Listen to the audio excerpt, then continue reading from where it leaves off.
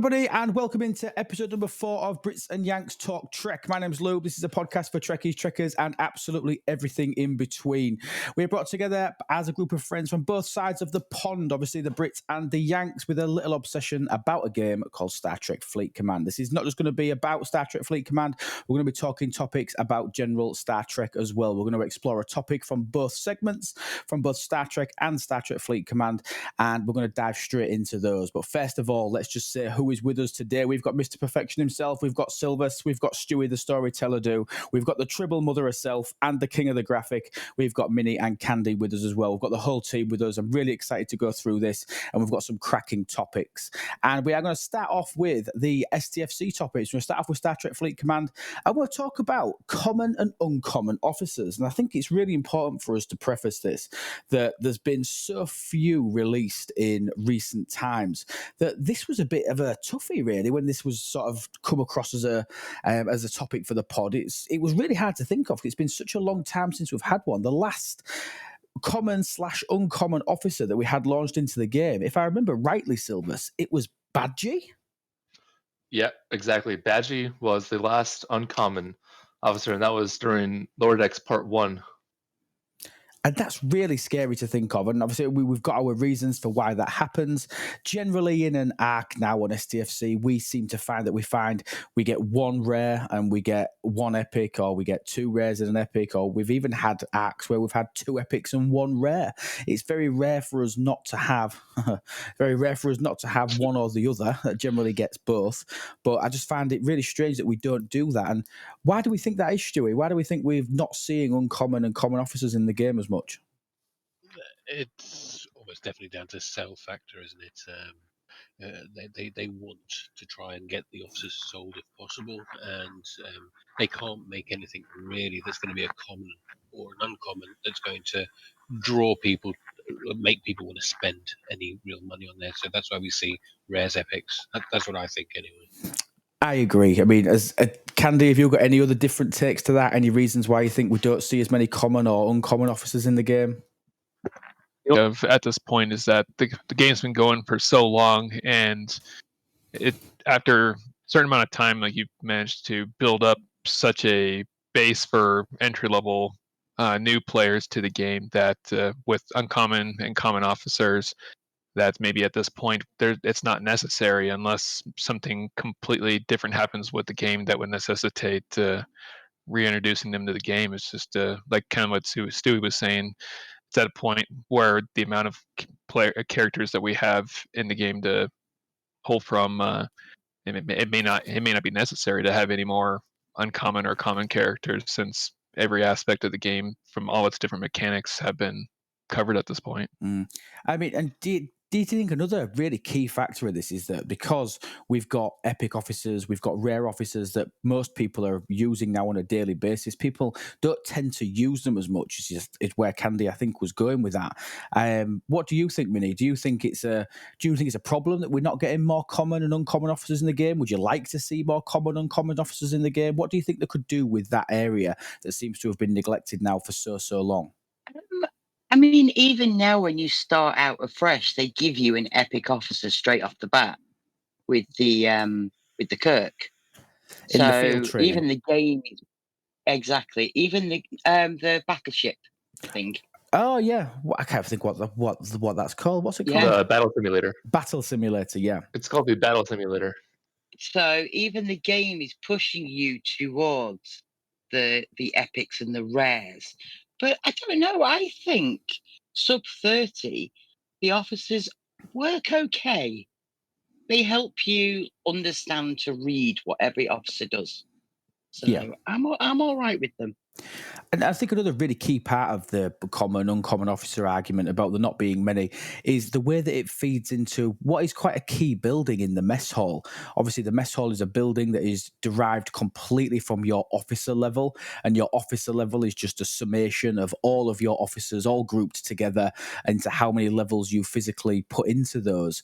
And those common, uncommon officers, which are the cheapest ones to be able to upgrade, they're the easiest way for you to make some quick progress in relation to your mess hall. And obviously, I think I'd be really interested to hear how people are doing on their mess hall.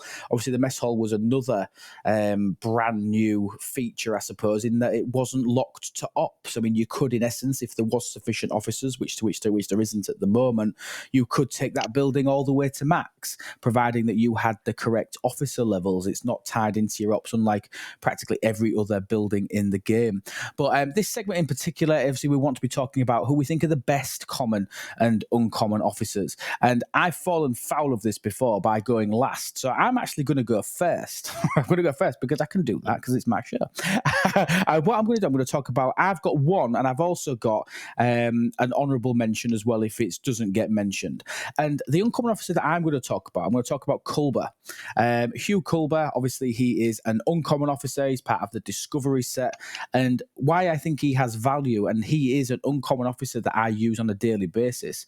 And I think it would be good to preface at this point that we have banned Chen and Talan from the best officers when we're talking about these. So we are aware they are probably the best two common and uncommon officers respectively because of their damage reduction and how far they can take you in the game. But we have banned ourselves from talking about them, and we're trying to sort of step outside the box of those two to be able to get to some more niche officers. And obviously Culber, when paired with Paul Stamets, he's giving you a reduction in mycelium costs. And I still use my Disco on a daily basis. I don't necessarily use it to get to places. I mean, I don't know if this is the same with everybody on the panel. I use it more to get home. Once I'm finished doing something, I summon my ships back to base and then I can send it back out again. I very rarely use it because of where I'm playing now in the G6 arena, and I've not invested in the Disco Prime. But that ability just to drag stuff home, I find it to be absolutely huge. I mean, Minnie, what do you use your Disco for? Do you still use it to get around the galaxy, being a slightly lower ops player, or are you using it to get home, or are you not really using it at all? I'm using it to get deeper into space than my G3 Epic would take me. But having seen your streams and watched how you were using yours, I am now using it as a taxi service to get home as well. What about you, Silvers? I really don't use my Discovery a whole lot. Mostly just the events on Sundays to get the speed ups. And you know, I knew you was going to say that because the reason I asked those two in particular, obviously, we've got somebody at low G4, we've got somebody at high G4, and I think it becomes a point where for the warp times for me at G6, I'm talking sometimes 15 minutes to get to a system to do anything. And if I wanted to come back from that system, for example, for mining, if I've sent my Selkie out, I don't want to blow it up because the repair costs and the repair speed ups are astronomical in cost. So I summon it home. I think when you're in the G3 and obviously G4 regions, the warp times aren't that bad, but it's a massive officer for me. I find Culber to be really, really useful, and he's my uncommon officer, I think, who I really wanted to talk about. So what about yourself, Stewie? Uncommon and common officers? Right, like you, I've got honourable mentions as well, but the first common has to be Cadet Scotty. For the simple reason that we all used him to get further than we should have got when we were lower levels, and at those lower levels he was great. An extra 5 warp was brilliant, and it got us just to those little places we can get a mine or two, or to grind a certain hostile or something like that. So he's my common. Now uncommon, let's go with DJ DJOP. Good show. The guy who basically has similar ability to 5, albeit that he needs burning to activate, but it made him absolutely great on things like augurs and stuff like that. Before they killed PvP with the strike teams, etc., he was actually a really good officer to have in a PvP build. And when you're talking similar to 5, you mean in relation to her captain's maneuver as opposed to her officer ability, so the ability to get additional mitigation stats as opposed to obviously loot bonus. No, 2 really good, solid. And I think DJ Oki, he featured a hell of a lot of PvP crews when we were sort of G3, early G4, didn't he? I mean, he was being used and he sort of came back into even more prevalence, didn't he? And there was just certain scenarios where he was practically unbeatable. I mean, can you remember that scenario where you always used him? I can't remember what the other members of your crew were when you used DJ Oki, but it was a powerhouse, wasn't it? What ship was that? It was on the Augur, if I'm not mistaken, that I used to use it. Yeah, no, I think it was on the Augur, and I used to basically use it for PvP, base hitting, pretty much everything. And as you say, I can't remember the other two now. They may have even had some synergy in there. I think it was Sharvanek, wasn't it? Sharvanek was in there as well. Yeah. I can't remember. I seem to remember Sharvanek being in there, and it was when PvP was still a great puzzle game, where you looked at who was in the system, what ships they had, which crews they had, and you tried to counter them. And it was great.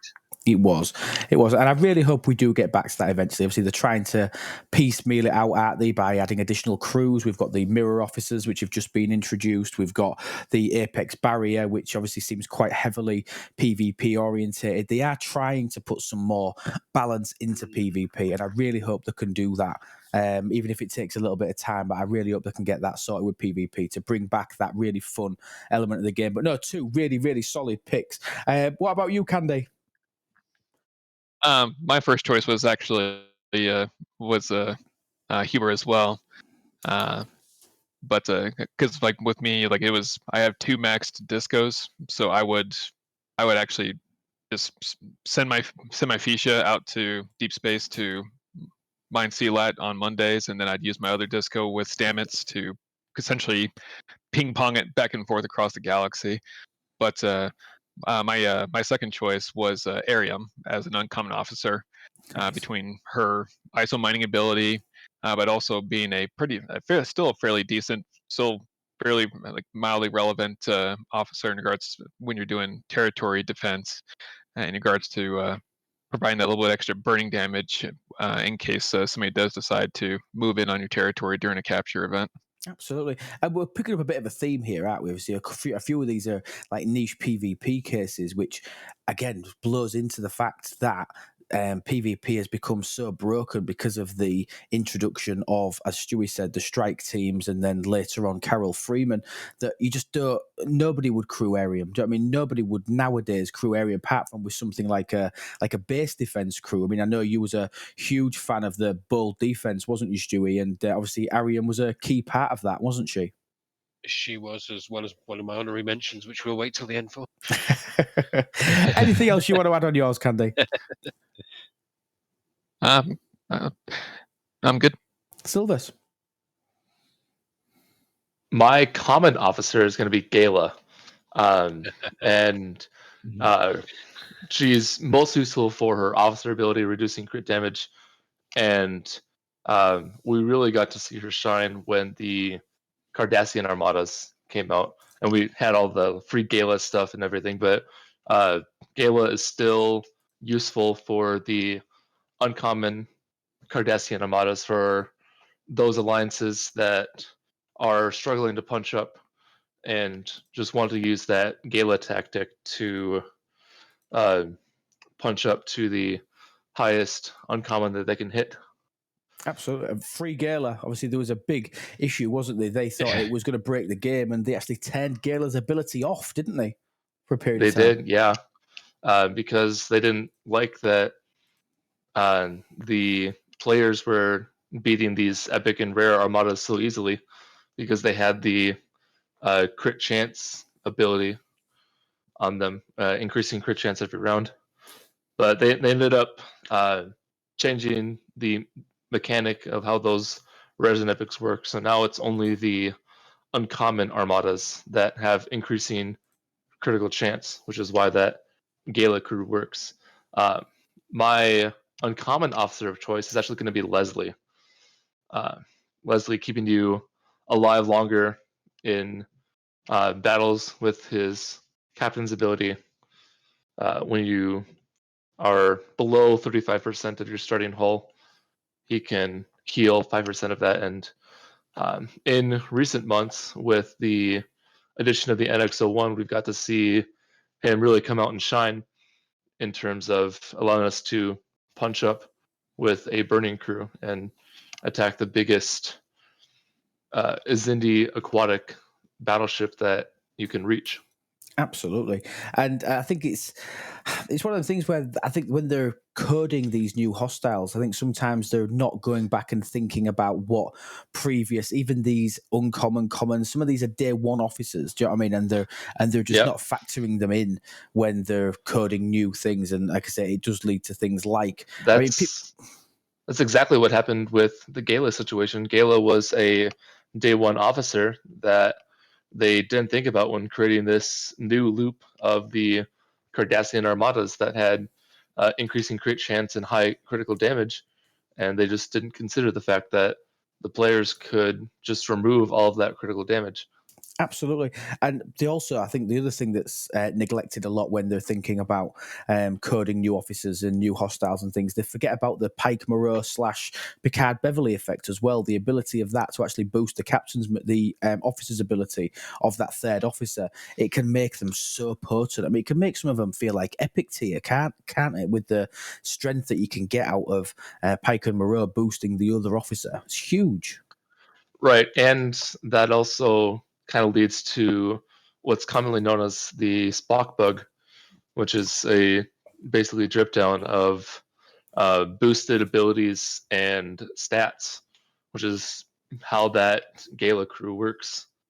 And that's a whole nother podcast in itself. We could spend 25 minutes, half an hour explaining the Spock down bug and its uses, and that's maybe something to cover on a future topic. But absolutely. No, absolutely insane, absolutely crazy what we can do. What about you, Minnie?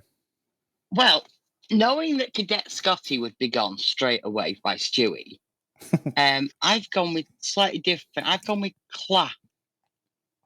Due to his hot pursuit increasing the impulse speed of the ship, I think when they brought the Railter back into play with some of the speed events and the speed skin, it really brought him back into the mainframe as being a speed crew captain. Absolutely. And speed's so important. I mean, the Mirror Universe has totally brought this into even more of a focus where speed is so important when you've only got a limited time to do it. And while grinds have been added to the game, what feels like endlessly, the ability to actually go and sometimes do this in a faster manner, to be able to go and do your grind in 8 minutes rather than 12 minutes, that gives you, it doesn't sound like a lot of time, but when you break that down over a week across multiple loops, speed officers are important. Obviously, we're talking specifically about common and uncommon officers here, but obviously there are rare and epic officers, there's research, and I think it's a very, very underrated stat is impulse speed, and something that I focus on in my game to get things done faster. But no, I think Claire's an outstanding shot. Have you got any more that you want to talk about with common and uncommons? Well, for my common officer, I went with Sesha, because when you start out in the Eclipse arena, you don't quite have the ships there where you could kill more than one or two. And she's part of Mud's crew. She's a common officer. She's really easy to source. And I just feel that once you get your Stella, she's become defunct, I would say. But early on, when you're out there killing your Eclipse hostiles, I think she really does make a bit of a difference for a common officer. Agreed. I mean, obviously, just for anybody, she maxes out at a 90% improvement to critical hit damage versus Eclipse hostiles. Mm-hmm. I mean, again, that's not a small amount when you're just starting out and you're getting the Stellar at Ops 27. Do you know what I mean? A 100% boost. I know we've got buildings and things that are going to really amplify that in today's game. But again, we're talking about when she was introduced. Probably quite an overlooked ability. No, I really agree. I've got an honourable mention, and I don't think anybody will disagree with me here. My honourable mention is Cadet Uhura, and I'm going to put a / in there and say Next Gen LaForge as well, because it does the same thing. Cadet Uhura was the key sort of grinding officer when coupled with obviously Chen, but then coupled with either there was always a conversation between whether it was McCoy or whether it was Kirk. There was always a conversation between which one was going to be the best out of the two. But Cadet Uhura and Next Gen LaForge were just so important to the early days of grinding before Pike became a bit easier to source and it was just a go-to crew, or it made a really good secondary crew when you wanted to go out and grind with 2 ships. So Cadet Horror is my honourable mention, obviously with a / there for Next Gen LaForge, just because of what they was able to do in the early stages of the game. Stewie, have you got any more honourable mentions for us? Well, Silver's got 2 of those. Gaia was obviously one of those. Had to Got be them both. yeah. There's 2 in the uncommon that I found. One is Zoo or Zhao. Paul Zhao. Zhao. Yep. Yeah, Zhao, because his ability is great if used properly for mitigation. And the other one, for the same reason as we mentioned before, the bold defense, is Tilly, the uncommon Tilly, not Killy. Yeah. She's used on a jelly, for example, or something like that to get that shield down, along with another ship with Yuki, etc., etc. So it's she's a shield destroyer, and she really kicks in quite nicely. Absolutely. Anybody got any more honourable mentions? Go on, I Minnie. just have one more. Sub 30 is Joaquin or Joaquin. Joaquin, again, part of the augment section, Khan's crew. Yeah.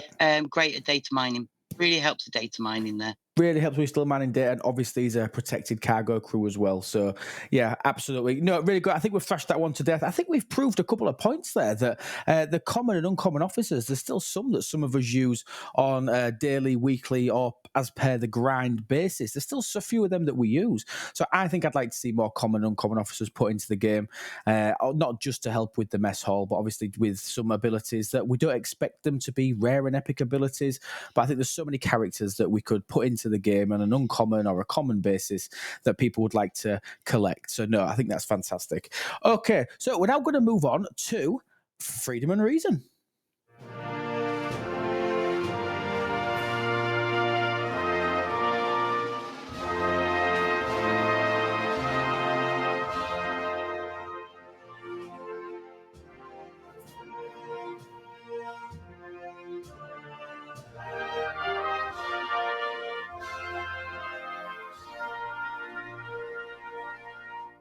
Really, really good topic this week. We are going to talk about one of my favorite things in the world. We are going to talk about food. We're talking about food. That makes me sound really big, doesn't it? I'm not, I promise. Okay, so we're going to talk about breakfast food in particular. Now, the disparity between the two, I am lucky enough, I don't know if everybody is, I'm lucky enough to have eaten breakfast at both sides of the pond. So I've had, obviously, breakfast in the UK, and I've had breakfasts over in the US as well. So I'm going to reserve my judgment a little bit, and I'm going to let some people that potentially haven't done that. Now, I know Silvers has never been to the UK to actually try one of our breakfasts, a real breakfast, a proper breakfast, as it were. And obviously, he's used to all of his American. So you are opinionated then. I'm very opinionated. But we're going to talk about this, talk about where we get it wrong. Now, one of the things that I don't think that you can do right, I do not think the Americans can do bacon properly. It doesn't look right. It's too thin. It looks like a version of like streaky bacon. It doesn't even look like it's come off a pig. It doesn't look correct. Tell me I'm wrong. Entirely wrong. Yeah. Entirely. It may also depend on where or who you're getting it from, because I've definitely had You can get some really nice slices of bacon.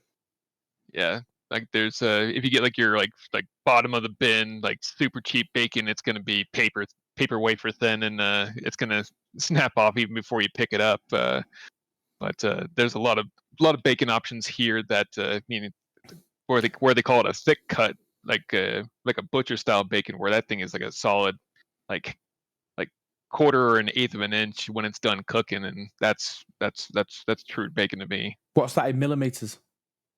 3 to 6. Surely that's a gammon steak then. That's basically gammon to us, yeah. But I mean the thing is, well, I've always found whenever I go to the US, and I've been probably 4 times in my life, they cremate it. Do you know what I mean? It basically snaps in half. Your bacon, you can. It shouldn't be like that. That's not how bacon should be. Stewie, do you back me up, or do you like incinerated bacon? And do you know what? I like both. Depends on what I'm eating it with. I don't mind crispy bacon, and if it's thin, you just put more more bacon on until it's Yeah. thick enough. So I don't mind it. I mean, I'm yes, I do like it to be a nice bit thicker, but I do like the crispy edge. I'm not a fatty person. I don't like the fat on the end of things. That gets cut off otherwise. So. Where all the flavor is. That is You where what, sorry? That's where all the flavor is. Yeah, we'll crisp it up a bit first then. So, Minnie, what would your go-to breakfast be? What would your go-to breakfast be, Minnie? Well, like you, I have had the luxury of having breakfast in both the US and the UK, and bacon, eggs on waffles, I'm afraid, is a very American breakfast, and I loved it. Oh yes, I never understood honorary that. Yank. I never understood that. I never understood how you could pour what we would call treacle or syrup or something like that. I'd never understood why you would put that on bacon. I always thought it was strange. Oh. I always thought... Sweet, salty. You have not lived. No. But Oh. I'm going to. I'm Oh. going to say it. You've nailed that. Do you know what I mean? You've nailed that. Because I would never have it here for some reason. I'd never think, I'll tell you what, I'll cook waffles here and I'll have bacon and syrup with it here. I would never do that here. Absolutely. But whenever I go to America, I would order that as a default if I went to a restaurant. In my experience, it's more common with sausage that you'll like soak the sausage in the maple syrup. But it's definitely out there with the bacon too. It just gives it such a rich flavor. But it turns it from a 2,000 calorie meal into a 63,000 calorie meal, though, doesn't it? So, I mean, it just doesn't need drowning in syrup. It doesn't need to be drowning, but you don't need a lot to give it that flavor. Yeah. Especially if you've got like the real authentic syrup that's not watered down with corn syrup. Then you've got like the really good stuff. Absolutely, and I do get it, but I still don't think you can beat a full English breakfast, a proper English breakfast. I mean, they brand it sometimes over there as an English breakfast. It's not an English breakfast because it's not got the right bacon on it and it doesn't taste right. But you have got a problem with what we call black pudding. Yes. Tell me about that. And baked beans. Oh, I thought it was blood pudding. Show me baked beans. Hang on. Before we move on to black pudding and why it is one of the greatest things ever on a breakfast table, what's wrong with beans, Candy? Beans are for camping. Beans are for barbecuing. No, they're not. They go with Yes. breakfast. Stewie, back me up. I'm just I'm trying to find the boots button.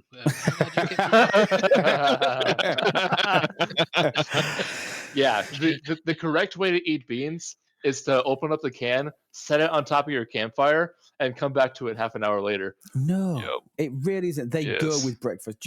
Would you ever have beans on toast? Would that be a breakfast for you? No. Well, you haven't lived. I've just told you that. I just admitted that I do enjoy waffles, syrup, bake. I enjoy that. If you've never tried beans on toast, you need to try it. Even if you chuck an egg on the top of it and a little sprinkle of pepper, maybe a bit of cheese in the beans or something like that. Brown sauce. Oh, I don't even think they have brown sauce. Do you have brown sauce? They don't, do they? What is brown sauce? Not in the way that you're describing it. No. So you would have ketchup. Is this like A1 sauce? Well, we call it HP. So HP meaning Houses of Parliament sauce, and it's a vinegar based sauce that we put with ours, which again sounds atrocious. But I know it sounds bad. But we're going for a breakfast. I think when we look at it in a more savoury element. That's how we have a breakfast. You seem to look at breakfasts and it seems to be a hell of a lot more sweet. Well, it doesn't necessarily all sweet. I mean, eggs and bacon isn't sweet. Toast is not sweet. Hash browns syrup on it are not sweet. Yeah, sure. Love hash browns. Or you put hot sauce on it. But I also found in America that you quite often had little stupid potatoes at the side. What is that all about?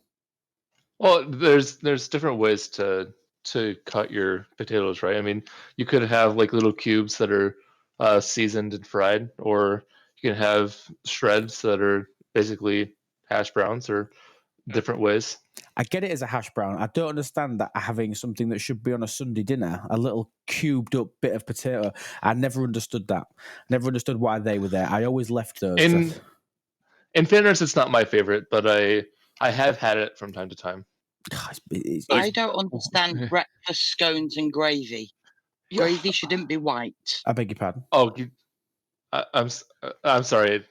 Us Yanks would call those biscuits and gravy, and those are amazing. Gravy is not white. What on earth are you doing to it? It's okay. I just made this last night. It is butter, flour, and milk. That's literally it. That's not gravy. No. Of course it is. That is White not gravy. sauce. That's not gravy. Gravy is meat related. Gravy is beef flavor. It's chicken flavor.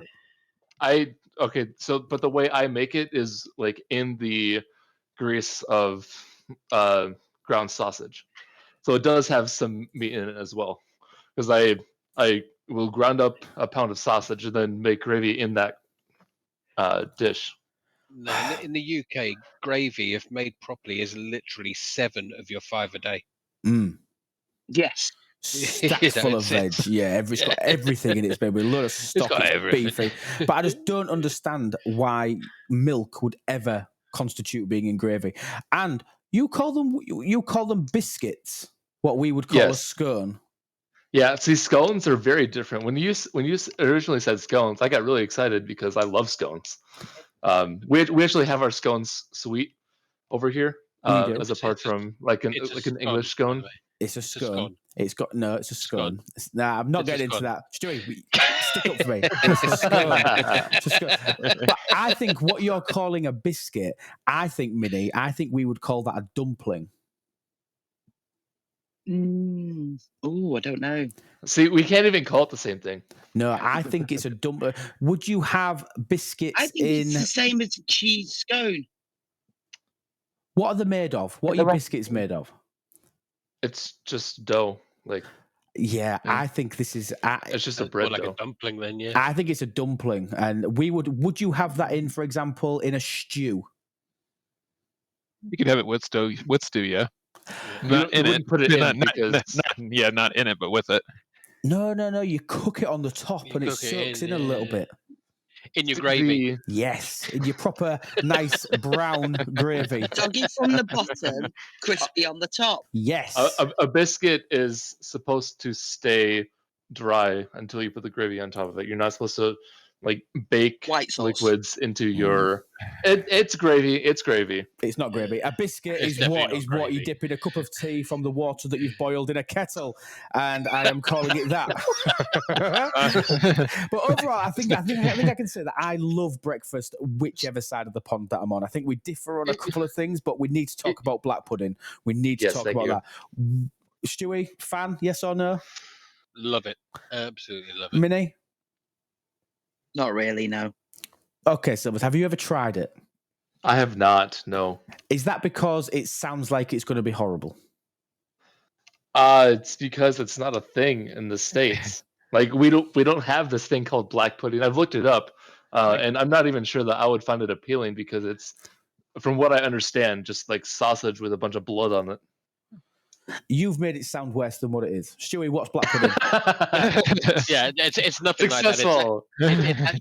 It's actually more like sausage with a load of blood on it. Yeah, that's it. That's more accurate. Yeah. It's like a load of blood with a sausage in it. With sausage, in it. Yeah. Isn't that what I said? Yeah, that's exactly what it is. But it's just basically, it's a big sausage of fat and blood, which sounds horrendous. I am aware of that, but chop it up into thin slices, fry it, chuck it on your breakfast. Honestly, I think it's one of the best accompaniments to an English breakfast on Take earth. it camping with you.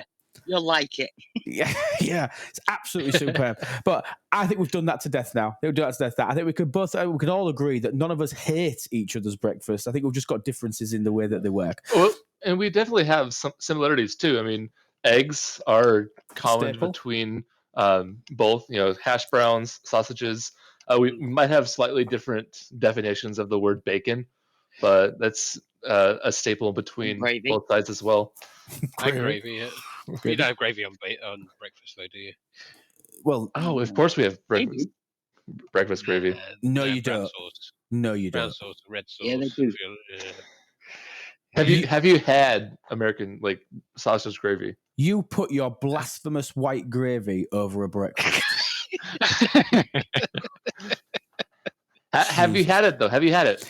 I don't want it. Like, and when you try black pudding, and I will send you some. When you try that, Oh, boy. I'll try some crappy white sauce on me bacon and eggs. How's that? I'll when you come to Nashville, maybe I'll just make you some. Okay, deal. And I'll bring some real bacon. Marvelous. Okay, that is Freedom and Reason, people. We're now going to move on to our Star Trek topic. I'm looking forward to this one. We're talking about funny moments, so comedic Star Trek moments, and what we find are really good, what we obviously laughed at, and what are really good moving forward for it. So we have banned Data as the Enterprise saucer section is plummeting to the Earth. We have banned the let me find my button and I can make it look good. We have banned we've banned that. Okay, so anything else. So Candy, comedic moment from Star Trek.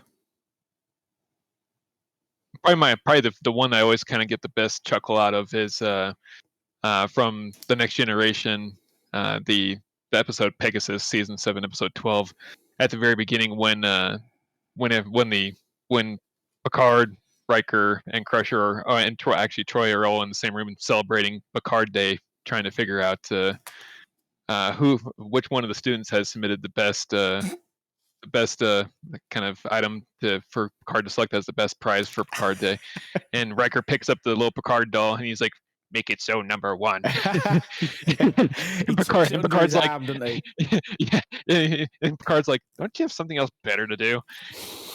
And as he's walking out with the doll under his arm, and Troy's like, "Well," he puts it down and walks out of the room. I absolutely love that. I mean, that episode in itself, I really love the Pegasus episode. I really, really enjoyed that one. I think that came up on on our top TNG episode from a couple of pods ago. I really enjoyed that episode. But yes, adding that level of humor at the start, no, I thought that was tremendous. What about you, Stewie? For me, I had two. I'll leave the second one till the end, both from the same character, and it's Worf. And his first one is actually from the Cupid episode with the "I am not a merry man." And it's just the way it's delivered and the way it's said to me every single time I hear him say it. I laugh. He says something like, "Captain, I must protest. I am not a merry man." Not a merry man. Oh, it's so funny. So good. No, it's really good. Especially because that is, in my opinion, an awful episode. I don't love that episode. It's terrible, isn't it? It's atrocious. It really is. It was definitely a gap filler, that one. It was a crap. We need to get another episode out today. What should we do? Oh, look at that. There's some tights over there. Let's stick Jean-Luc in them and then we'll call it a day. Yeah, it was. It was a shocking episode. But no, very, very good comedic moment. Tribble Mother, over to you. Obviously, being the mother of Tribbles, I went back and watched the original series of The Trouble with Tribbles. Oh. And I actually giggled because obviously I'd seen it as the crossover without ever watching the original. And I thought, there's so many good ones you guys are going to pick. I need to think out of the box. So when you've got Spock actually queuing over a Tribble, I mean, come on, it's just... No, it is. You never saw that side of him. No, I wonder if we'll ever go an episode without Minnie mentioning Tribbles. I wonder if that'll ever happen. But no, it's really good. I thought it was a really good brand. Sorry, Stewie, go on. No, saying that never. No, never going to happen. Never.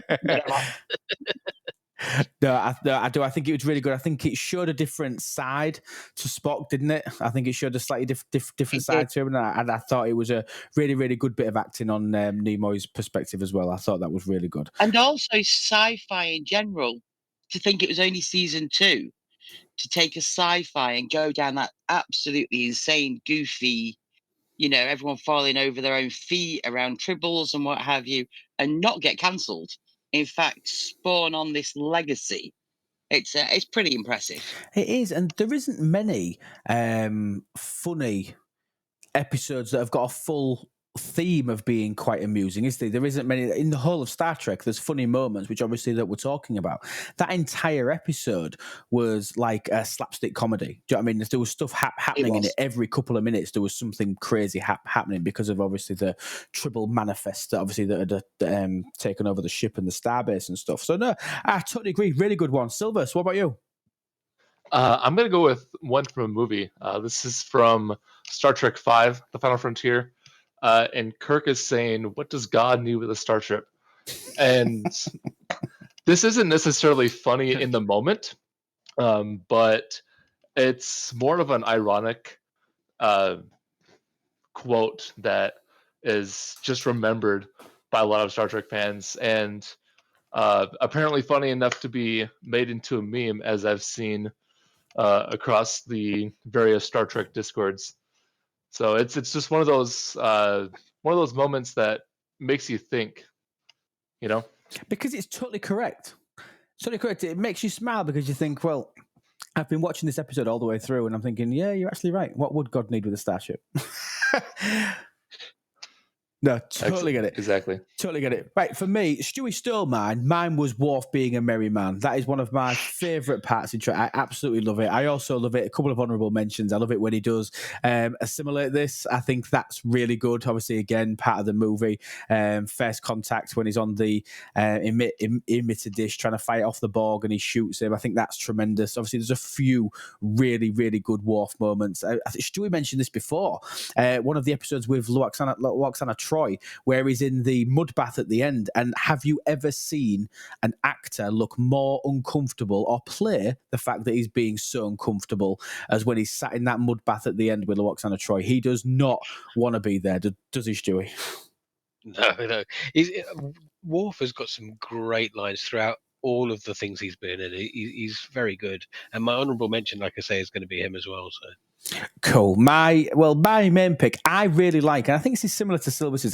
It's maybe not something that makes your belly laugh, but it's something that makes you smile and makes you feel quite happy about it. It's the ECH on Voyager, the episode where he daydreams and he takes command of the ship and he has fire up the mega cannon or whatever the hell it is, and there's the I can't remember the race. What's the race? The big dudes. What are they?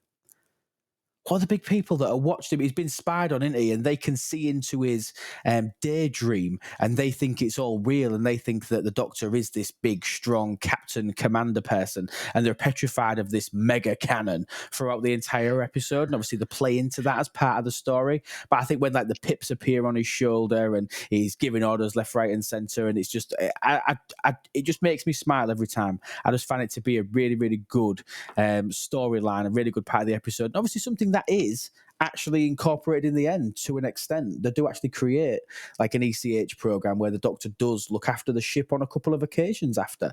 So it was a daydream that actually became a reality for him. And I think that was really good character development for the Doctor, played outstandingly by Robert Picardo.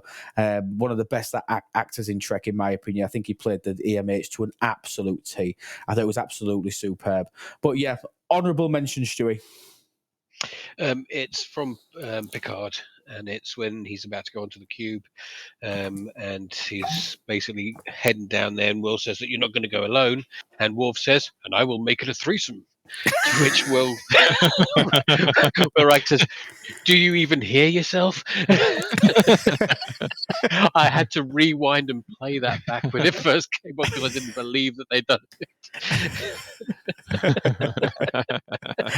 No, they did stretch a few things in Picard, didn't they? I mean, Picard was it was just a really, really good sort of ending to that part of the story, wasn't it, Picard? Was, yeah. And I think the added humour, the added nostalgia, the added some terrible bits, season 2, which we don't talk about, but they just added, I think they brought it all together really well, and obviously adding that air of humour with the characters that we all know so well, seeing that extra dimension from them, I thought was absolutely superb. Any more honourable mentions from anyone? I have one. Right, you go first, Minnie. When Quark goes home and his mother's wearing clothes. And just the outrage. What are you doing? The disgust. Looking like that. I can't believe Quark can't come up more. That. I can't believe Quark hasn't come up more. Quark had some absolutely outstanding lines, outstanding episodes, outstanding story. The Little Green Men when he's trying to make his universal translator work, and he starts banging his head, doesn't he? And they think that he's trying to communicate by doing it. It's like they're going, these humans are even more stupid in the 20th century, or whatever he says, or something like that. Quark had some absolutely outstanding lines. I'm surprised he didn't come up more actually. Silvers, honourable mention. I don't have any others. Oh, was it you, Candy? Yeah, it was me. Shoot. My honorable mention was when Jack Quaid, played by Brad Boimler, in the Strange New World, second season, episode 7, when it's those old scientists episode where they end up, when the 2 lower deck officers end up coming into the SNW universe, and the segment where Boimler is wandering around the ship and he finds his way to Pike's quarters, and he just sees the horse sitting sees the horse saddle sitting on the straddle inside of his quarters, and he just walks right up to it and just Riker, and throws his leg over the side of the saddle. It was one of those times where I was just like, I immediately started laughing, and I had to go back and rewatch it like several times just to kind of keep it going. And watching a couple podcasts after that was a complete improv moments that Jack Quaid had at that moment when he said that. Oh, was it? Oh, what I a never great knew episode that. as well, wasn't it? It was a great. It was fantastic episode. Yeah, agreed. I do. Did you know, actually, a little fun fact for you? The Riker maneuver, as it's called, where he mounts a chair. Do you know why he did that? If I remember right, it was because he had like a lower back type injury that made it extremely painful to kind of crouch to sit down into a chair. So it made it easier for him to swing his leg over to sit versus a traditional style. So just think about the mechanics of that, because that is the exact reason. What's the difference in walking in front of a chair and sitting on it, or putting your leg over it and then sitting on it? Surely the end result is actually exactly the same. So I never fully understood that. I never fully understood where he was going with that. Tried to blag it. Potentially, and he's created 1,000 memes, 1,000 gifs from it. Absolutely everything. It's really, really stood out for it. But no, I think this that's is the great. correct way to sit. Prove me wrong. Yeah, exactly. And it will forever be in the history books as the Riker maneuver, and nobody will ever sit on a chair in that fashion and not think of William T. Riker, who understands Star Trek. That is obviously, and anybody else would just think you were a madman and hadn't quite mastered how to sit down properly. So no, fantastic. They're all of our funny moments. I hope you really enjoyed that. Thank you so much, everybody, for listening in. We are obviously on all major podcast platforms. Obviously, if you are on Apple or Spotify, please leave us a 6 out of 5 star review. We are going to be reading out some of the reviews in future shows, so it's a good chance for you to get your words out there. Obviously, some of them are really good, which is nice. Please join our Discord, where you can get access to all of the tools that are created by Stewie Doo, the Officer tool and the Battle Log tool, so you can use those. And obviously, all the charts that Silvers helps to curate, and obviously the ones that he creates himself as well. All our other channels, we've got Twitch, where you can find myself, It's Lube. You can find Minnie Mabel on there as well. That is obviously the Tribble Mother. And myself, you can find on YouTube at It's Lube as well. All feedback is absolutely welcome. Please, on our Discord, we now have a channel for Brits and Yanks Talk Trek, where you can go in there, leave us feedback, give us topic suggestions, obviously what you would like to hear from us on future shows. That would be absolutely brilliant for you to do that. Check out our website, itslube.com. Obviously, on there, you can get all of our merch that Candy curates absolutely expertly. Plus, you can choose to become a member. And if you are a monthly member, you can obviously choose to be a chief nutter or just a standard nutter. You are going to get loads of benefits from that, including discounts on merch. You're going to get free merch from us on periodic basis as well.